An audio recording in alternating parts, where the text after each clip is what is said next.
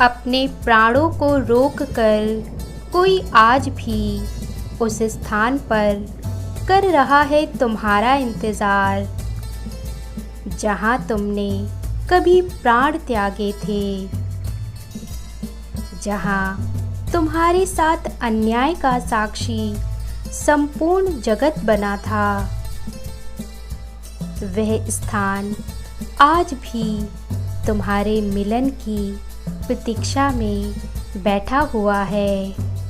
मेरे प्रिय, ये तुम्हारी जीवन गाथा है जो सदियों पुरानी है।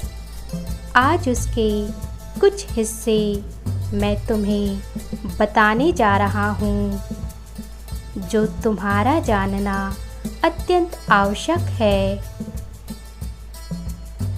जैसे प्रथम वर्षा की प्रतीक्षा में एक किसान रहता है, जैसे जल की प्रतीक्षा रेगिस्तान में भटका हुआ मुसाफिर करता है, वैसे ही तुमने उसकी प्रतीक्षा की थी। एक लंबा इंतज़ार तुमने अकेले किया था। संघर्ष की अनेकों सीढ़ियाँ खुशी खुशी चढ़े थे तुम, उस एक खुशी की चाह में जिसे तुमने अपना जीवन अर्पण कर दिया, जिसके मिलते ही तुम अपने सारे दुखों को भूल गए। उसके साथ ने तुम्हें एक ही पल में सौभाग्यशाली बना दिया, किंतु यह सब कुछ लोगों को भाया नहीं।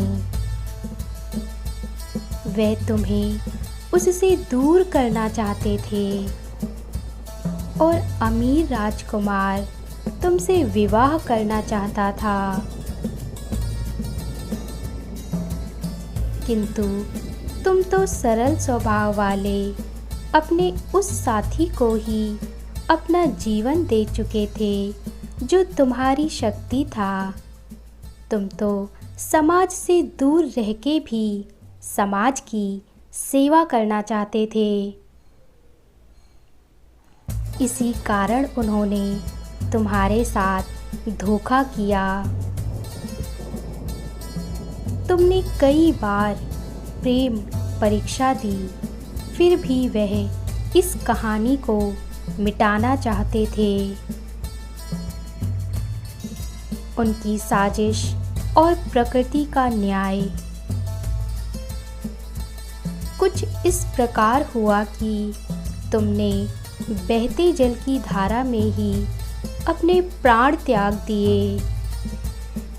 साथ ही साथ तुम्हारे साथी ने भी अपने प्राण प्रकृति को अर्पण कर दिए, और वह सब यह देखते रह गए।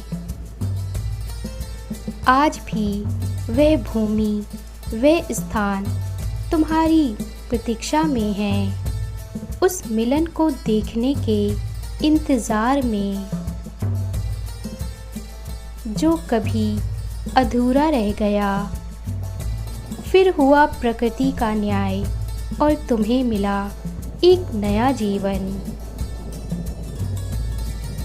एक नया युग, नया समय, नया स्थान और नया जीवन।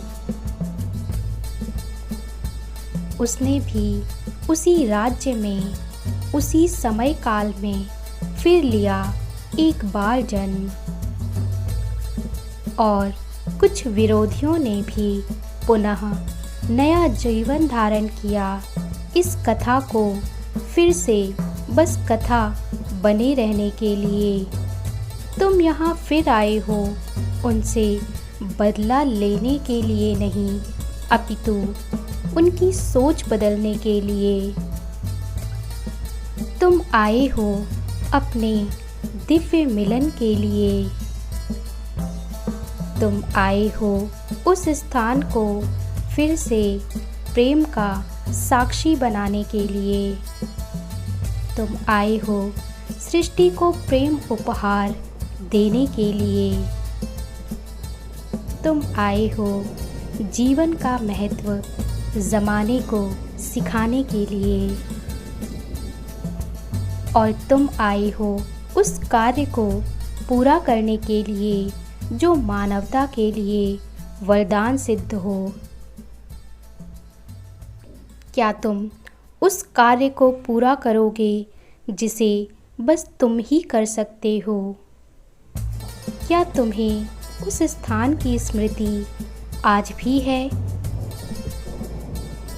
क्या तुम्हें बहते हुए जल से एक संबंध प्रतीत होता है?